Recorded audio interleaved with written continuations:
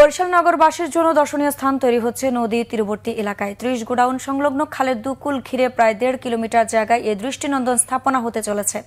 তবে শিশুদের খেলাধুলার জন্য কিছু রাইডার এবং খালে প্যাডেল নৌকার ব্যবস্থা করলে আরও উপভোগ্য হবে বিনোদন জোন, বলছে নগরবাসী। বরিশাল থেকে শাহিন হাসানের রিপোর্ট।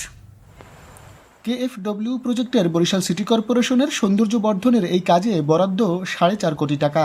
নদী তীরবর্তী ১.৫ কিলোমিটার এলাকার এই প্রকল্পে নদী সংলগ্ন খালের দুপাশে ফুটপাতে ওয়াকওয়ে এবং সাইকেলওয়ের সাথে নির্মিত হচ্ছে বসার বেঞ্চ ও লাইটিং সিস্টেম।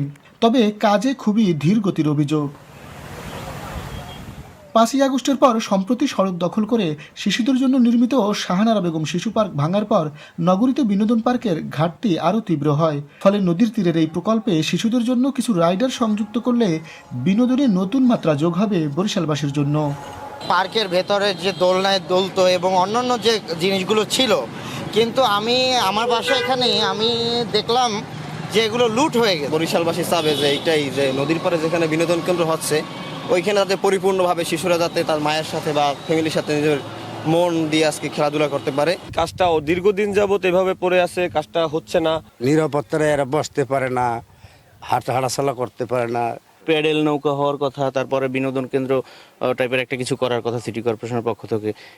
এই কাজের কোনো অগ্রগতি আমরা এখনো পর্যন্ত দেখতে পাচ্ছি না। কাজটা একটু দ্রুত হইলে মানুষের হাঁটা চলা, বিকেলে ঘোরাফেরা, ফ্যামিলি নিয়ে একটা ভালো জায়গা হইতো আর কি।